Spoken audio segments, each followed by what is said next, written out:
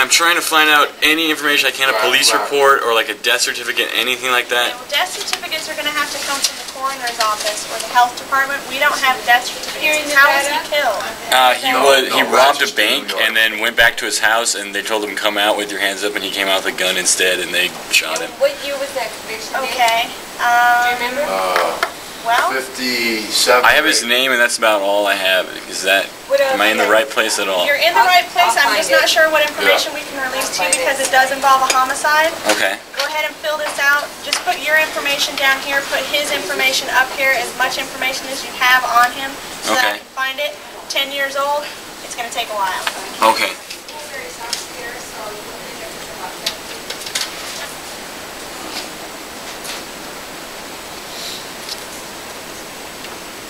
I'm going to try and get his birthday. Okay. Do you know your dad's birthday?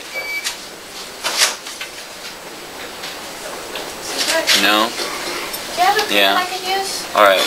Bye. No? I don't know his birthday. Okay, let me see what I can find, okay? Thank you very much.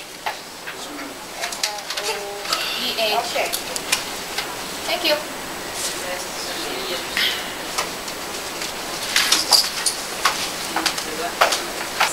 This is a little nerve-wracking. I'm going to jump in here. Alright, thanks, Chris. See ya.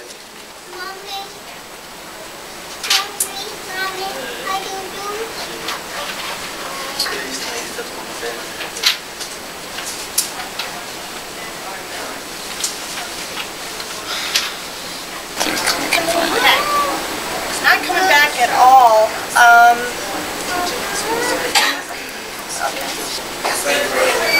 Nothing comes up for him in the county computer. Nothing comes up on the court computer either. He had an alias. Would that help? If you knew what it was, yeah. Yeah, it's Mark Gavin. G-A-V-I-N? Yeah. My dad didn't even know his own father's birthday.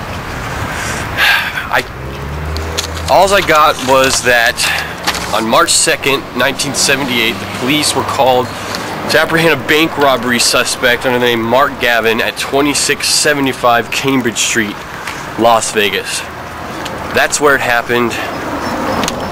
I'm going there right now.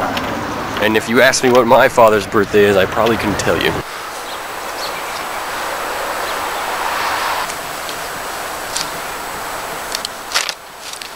This is it. Las Vegas Sun, March 11th, 1978. Cops cleared in robber's death.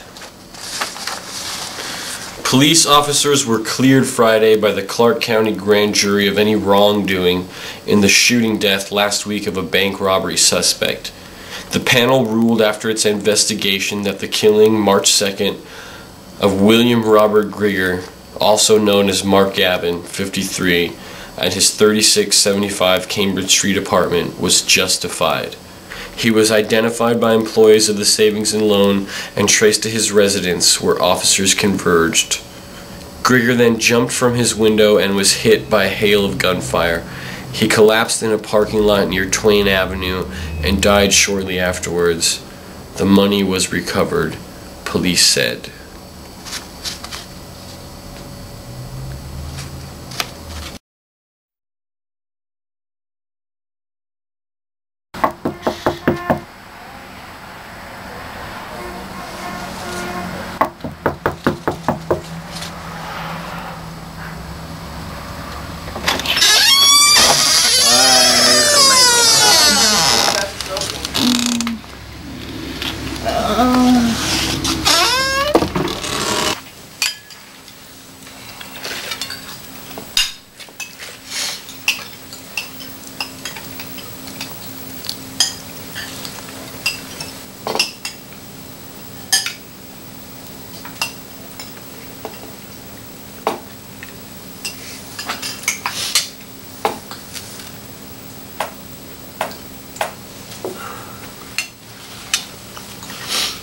That's where the bullet hit.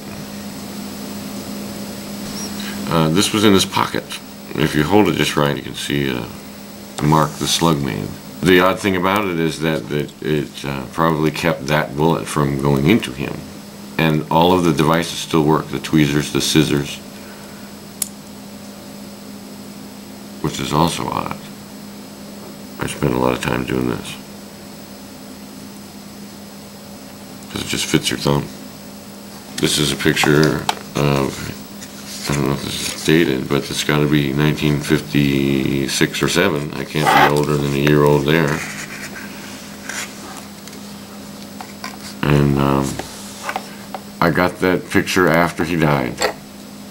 And that's, you know, I have 2 pictures of him that are not slides. I have some slides. It's the same hands as me. Yeah, I look at you guys, I see a lot of similarities. We all have the widow's peak. This thing is very much my dad right here, these 2 things.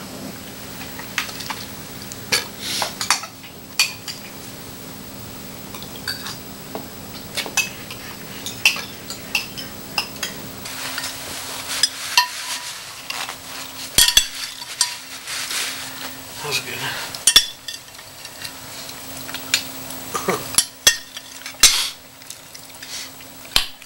He had some deals working. He was a high roller for a while. He played at large. He told me stories of walking out of there with thousands of dollars in a single pot, you know, big money game. He played when he played. You know, so don't lose track of that. My sister, my brother, and I ended up basically with the jewelry and the bike and this TV, you know. And then we tried forever to sell a lot of this jewelry. It was just unsellable. You can see why he was having such a hard time. It was fake. A lot of it was fake. I remember the opal ring turned my finger green. I think that he would have been a wonderful grandfather. I think that he would have enjoyed you. I can see him being this frail old man with his white hair flying and no teeth and just be running around the ranch, you know, smiling. Just really enjoying life and enjoying his children and his grandchildren. I think Bill was afraid of that. I think he was afraid to enjoy his children. I think he was afraid of failing, and so he set up to fail in some way. The police station in Vegas was really busy. Really? Imagine that. Vegas police The station. lines were long. You're kidding. The people in line were not happy to be there. There were slot machines in there, though.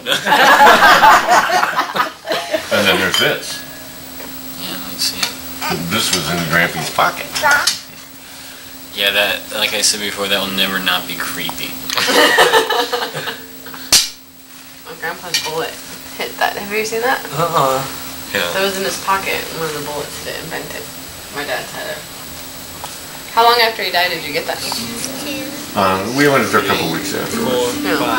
I got that on the trip as well. That was, the police had that. That was in his personal effect. 8, 10. Hey, Tom, come here. We kiss.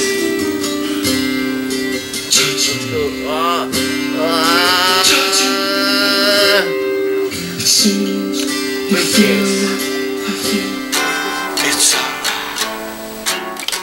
It's alright. It's alright.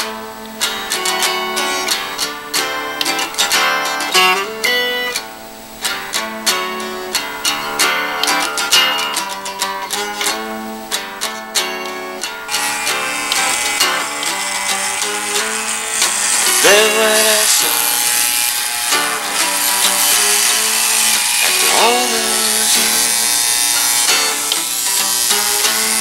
you said my hair was too long, and you kissed my ears. I tried to call you daddy, but it'd been too long. Sounds so strange now.